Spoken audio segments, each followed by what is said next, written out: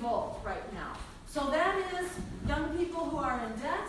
It is people who are fighting against deportations. It's definitely the cannabis community and the African American community, the Black Lives Matter community.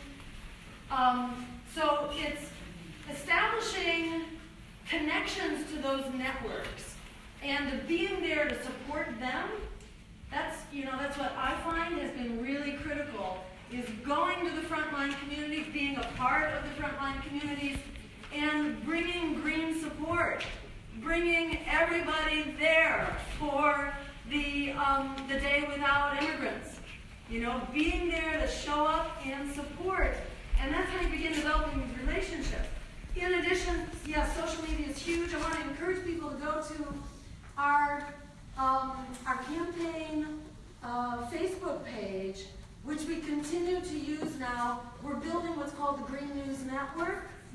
So we do Facebook Live interviews several nights a week at 8 p.m. And we do, Q&A, and it's been very engaging. We get some really large audiences through that. So that's one of the tools we want to keep building. But I think every state party needs to have support to be able to develop a strong social media site. And it's hard to do that. You need resources to do it. I'm very hopeful. We have a national meeting coming up in July in New Jersey. And for the first time, I think we're going to have a... Where in New Jersey? It's in Newark. Great. It'd be great. So we're going to be voting for the first time. There's going to be a really contested election for our steering committee. Normally our steering committee, we have to beg people to come on. But this year is really different. We've seen a huge revival. I was at the California State Party meeting, and it was like double the size of any prior meeting. And they've tripled the number of their active local parties now, their active chapters. So a lot of people are pouring in right now. It's very exciting. So we got a lot of people who want to run for office, which is great. Because if you don't have contested, election, it's a problem. So for our own structures, we need to have contested election. We need to diversify, the party. We need to be bringing in young people and communities of color. We need to look like the people we represent, the America that's really struggling, the 99%. So I'm very encouraged that there's a new spirit of engagement and a new spirit of welcoming new people into the party. And it's been hard for us when we've been underfunded and understaffed, and when we've been the target of fear campaigns and smear campaigns, and the press won't cover us.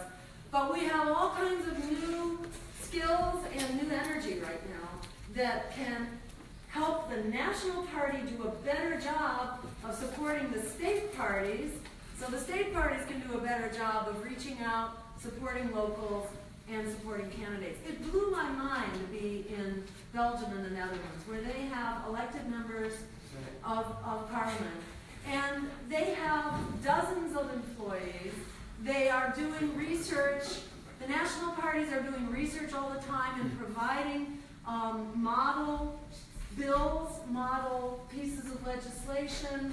They're just putting the stuff in people's hands all the time. The stuff that we take on independently in our own campaigns, the party does for you. But it's very different there. It's proportional representation, which we need eventually. That should be the next step. And they get paid. They get money from the government once they get to be like 1% of the vote. And then when they have electeds, in addition, they get more of a budget. So it really shows,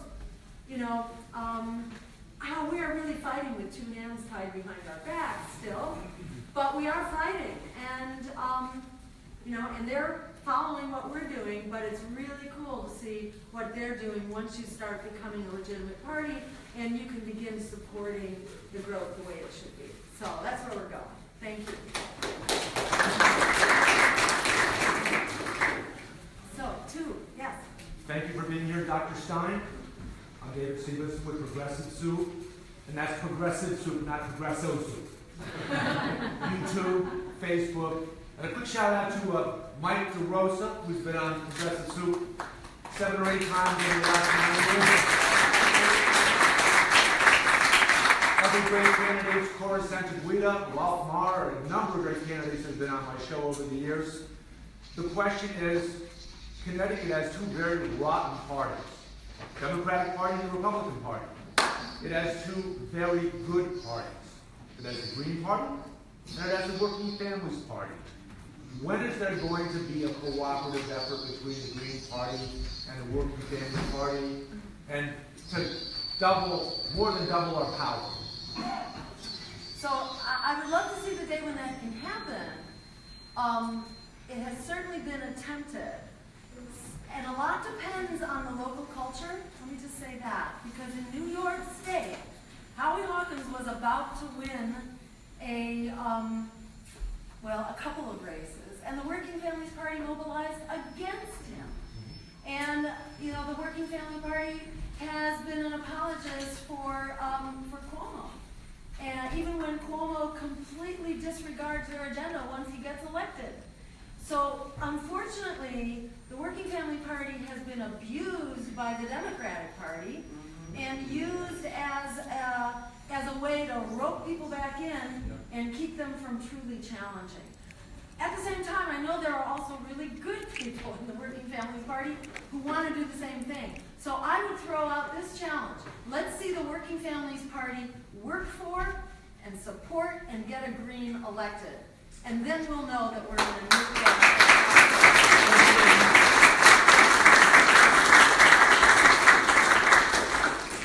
Number 3. Yeah. Well, good. It is so good to hear you. I'm so glad. Thank you. My concern, and I'd like to hear you respond from your national experience, is that the press blackout on the issue of war is across the board. CNN, MSNBC, it doesn't matter. Of course, we know Fox is going to do that. But this press, I think CNN and MSNBC have responded to the mass movement. When they are getting more of a critique, they feel free to criticize Trump, etc. But no one will touch the war issue. And particularly this issue of Trump saying $54 billion more on this obscene military budget. Not a comment, not one.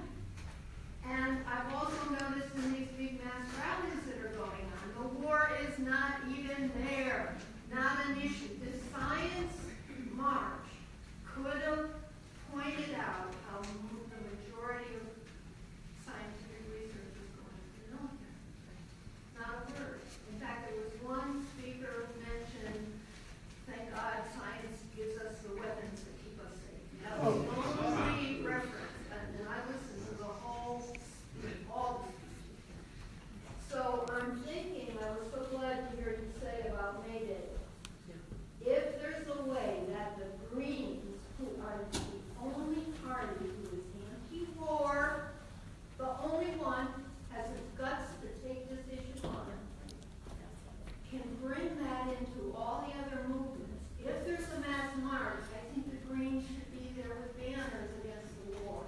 We've got to start building a new anti-war movement. I've been thinking this on my own, and the Nation magazine came with a big feature article on how we're going to rebuild an anti-war movement. So I'm just wondering what your feedback is, and also the fight for democratic elections. What about the equal time provision? There are all these liberals out there that should be able to be enlisted in something like that. So let me just say quickly about the equal time provision is that it has been basically regulated. So it cannot be enforced.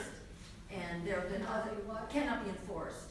There are other regulations and all. Right. So, it's not there as a concept that we can rely on. I mean, my feeling, this is just sort of shooting from the hip, but I've been a part of successful movements that have actually passed democratic reform. reforms. Like in my home state, we passed campaign finance reform. We passed public funding for political campaigns that would enable people to run for office without having to grovel, for dollars from corporate money. We passed it. And the Democratic Party, we passed it by voter referendum by a huge margin. And then the Democratic Party repealed it on a voice vote in the legislature. And, it just brought home to me that you can't you can't separate out a democracy reform from a coalition that's going to keep watchdogging it. And people, in my experience, when they're so strapped economically, they can't separate out basic economic survival from the democracy issues. And they can't prioritize one over the other. This is why we need a political party. This is why, in my view, we're not going to have an anti-war movement while our demonstrations are being run by Democratic Party front groups. Which is why we need a new model for resistance out in the street. We're also not going to make a dent in the war agenda or the climate crisis. We're not going to make a dent while we're just silencing political opponents, which is unfortunately what goes on. Even at the big climate rallies, we are not allowed to be heard. We have to be there and be silent. And, I'm just at the point where I can't go to those rallies anymore. The women's rally, which was a great rally, they mentioned violence against women in every way, except for war, which is probably the most violent thing that happens to women and to families. And for me, it's like the political framing of our struggle has just become paramount. I can't personally participate in a charade anymore. When it is being run by the Democratic Party front groups, I'm all for it, in theory, but they're going to hold us back. And as much as I adored Bill McKibben's article in The Nation, it's the same old framing. We already got 500,000 people out for the climate march in 2014. There was no agenda, and there was no political opposition. And I don't think you can separate this out. You can't pretend that power is going to concede without a demand. As Frederick Douglass said, it never has and it never will. Power is very entrenched on the path that we're on.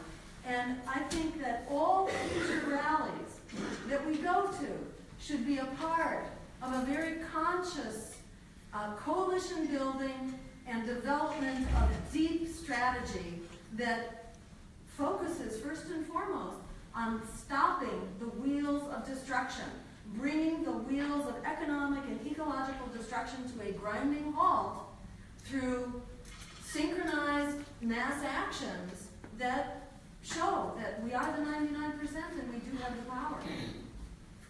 That's my sense about where we got to go. We can't keep in the same step.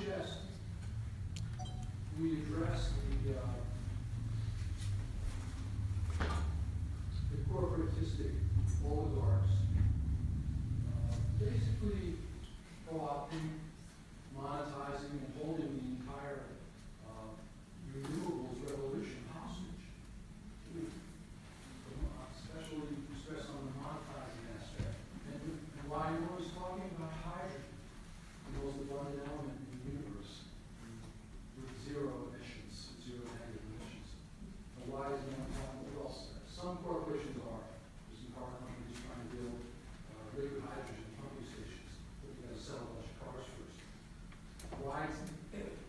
that makes it clear that they're just trying to corner that whole market.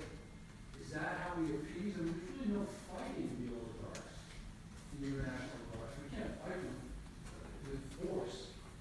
So how do we convince them to come along for the ride? Just by giving in completely because they're holding the whole thing hostage. So, yeah, I mean, they are fighting tooth and nail, and they are trying to co-opt renewables themselves so that they are the beneficiaries. But at the same time, fossil fuel infrastructure is increasingly becoming a stranded asset because, because coal is no longer affordable. It has phased itself out. Donald Trump is not going to be able to bring back the coal jobs. And to the extent coal comes back, it's automated anyhow. So it's not going to bring jobs. There's something like 70,000 jobs in coal now. The plain reality is that the costs of wind and solar have come down so fast that they are now cost competitive, and we've created more jobs in solar than in all the fossil fuel industries combined. So to some extent, even though there is not a free market here, and it's something like 12 or 16 times as many subsidies are still being given to the fossil fuel industry as to renewables. Even so, even though it's not a free market, it's not a level playing field, but still fossil fuels are being beaten back.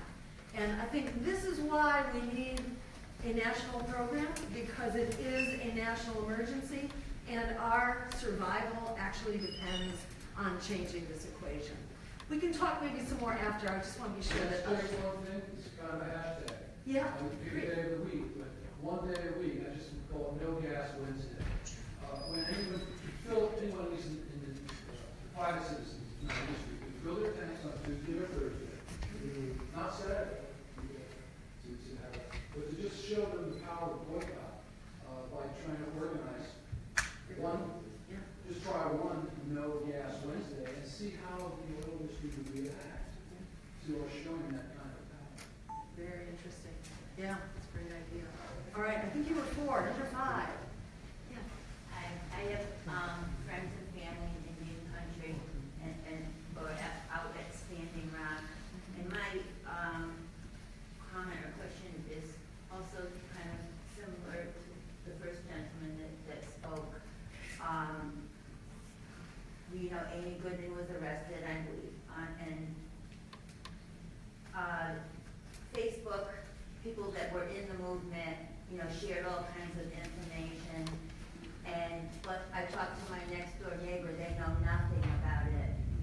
And I was reading that in the civil rights movement, this has to do with the media, in the civil rights movement, the biggest factor that turned the tide was the press and the visual of children getting water cannon. Well, out at Standing Rock, they got grandmothers in their prayer groups got water cannon also, but that was in sub-zero weather.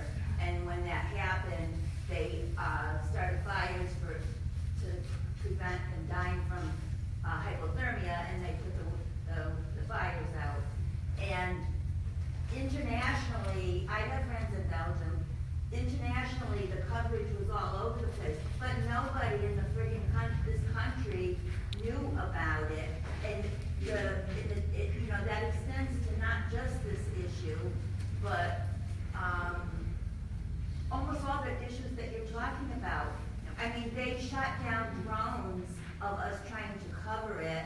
Amy Goodman, as soon as she got on the scene with Democracy Now!, she was arrested. There was an actress out there. I mean,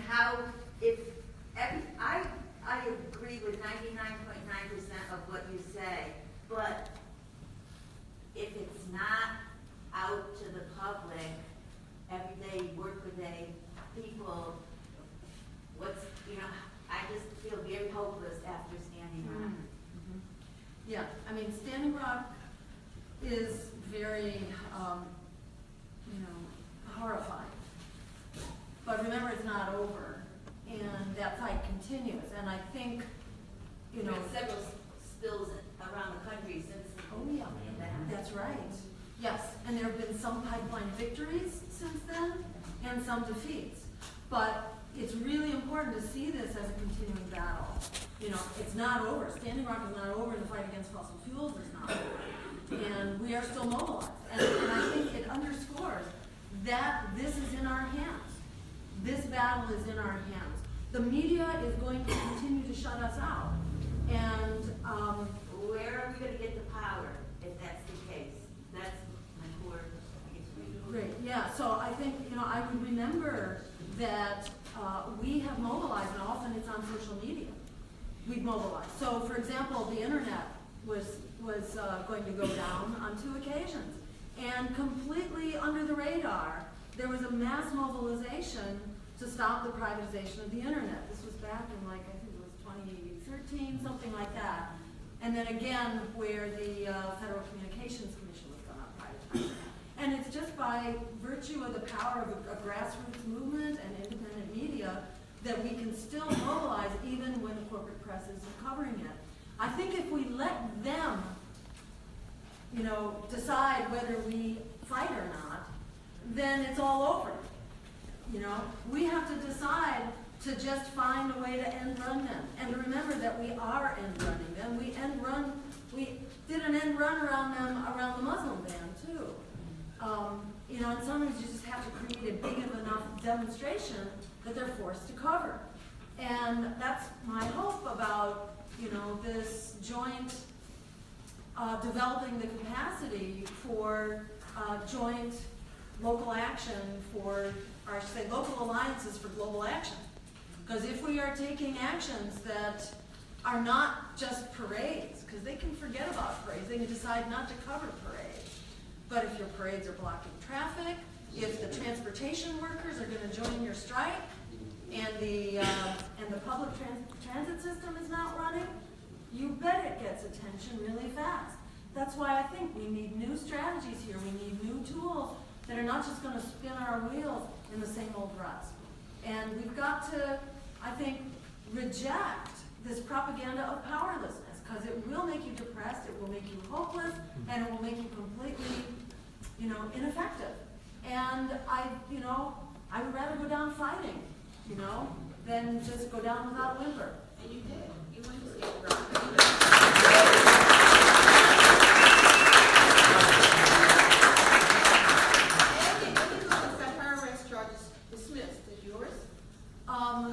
No, we're still working on it. I can't go back yet. No, really. Let me just keep moving. You were 5 and 6. Okay. So you were talking about kind of new tools at our disposal. Can you share your thoughts on the growing popularity of some of the alternative media programs like Redacted Tonight or the Young Turks, in particular, their coverage of your campaign? Yeah. So Redacted Tonight, great program. Lee Camp, does everybody know that? And also Young Turks, and the program in particular, there's a great reporter.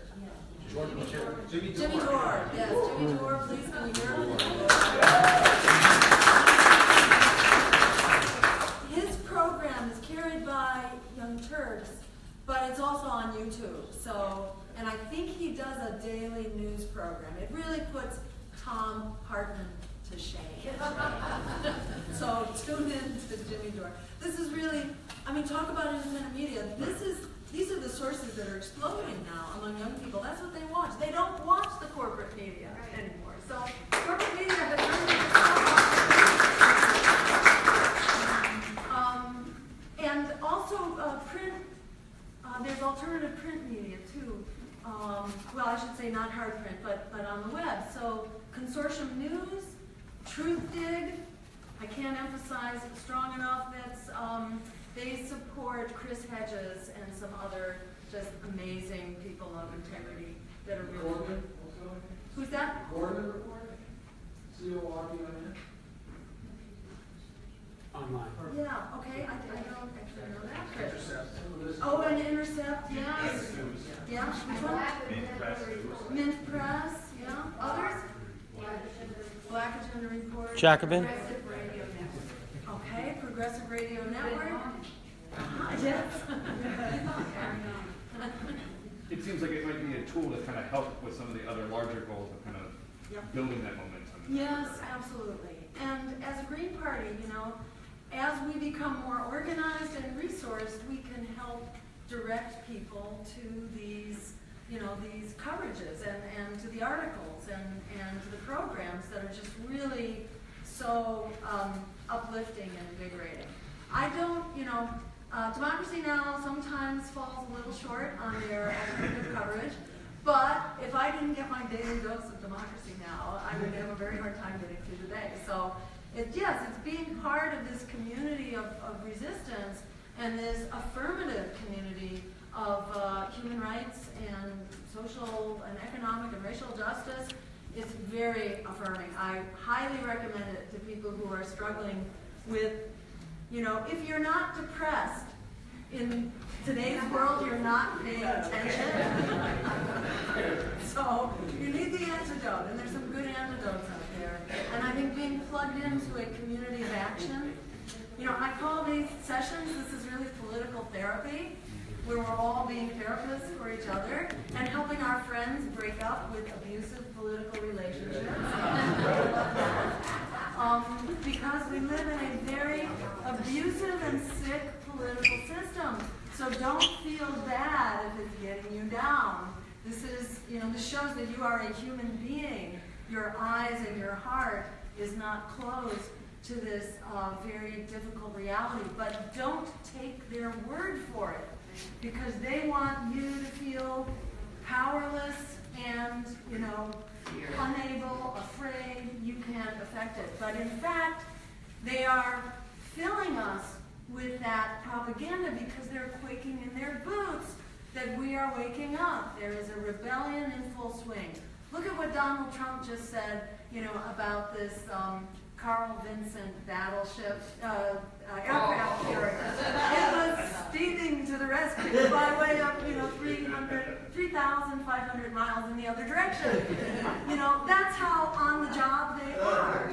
Okay, that's how like ferocious and fearsome they are. This is, you know, sound and fury signifying, I wouldn't say nothing. This is still a very dangerous administration, very dangerous. But not in all the ways that they pretend. They are very dangerous if we give them a pass. But if we don't give them a pass, their days are numbered. Donald Trump, I keep wanting to say Donald Duck. because he is a lame duck president now.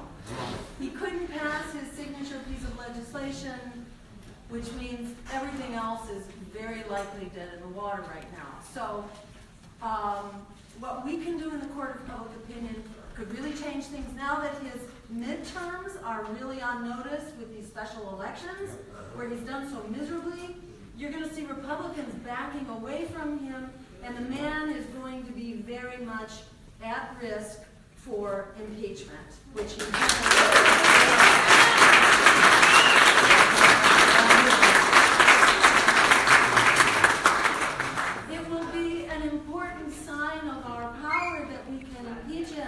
but our job won't be done because the vice president is going to need quite a bit of resistance as well. Yeah, potentially. So I think, you know, very good things are in store if we continue to fan the flames and continue to build the structure of resistance, which is really happening right now. Thank you. Number, what was the Seven. Okay, great. Thank you for coming. I'm actually interested in starting a BDS, a boycott, divestment, and sanctions movement, not necessarily against Israel, but against Saudi Arabia. And I think the first target actually should be UConn, because UConn gets money from the Saudi Cultural Mission, and therefore has a financial dependence on the state of Saudi Arabia, not private individuals. And so I wanted to, obviously, such a BDS movement against Saudi Arabia would be work hand in hand with Israel, because they work hand in hand despite the previous history. And especially they work hand in hand in the United States, especially around Congress and Iran. And so I wanted to know your opinion is of BDS movements both with Israel and the nascent one against Saudi Arabia. And also I want to know what's the difference between the Green Party and the Socialists, either in Europe or here in the United States, the Democratic Socialists. And the third item is, I've met you twice before, and I wanted to push for a platform plank or statement in the National Green Party against the NYPD and their collaboration with the CIA and spying on both left-wing activists and Muslims, particularly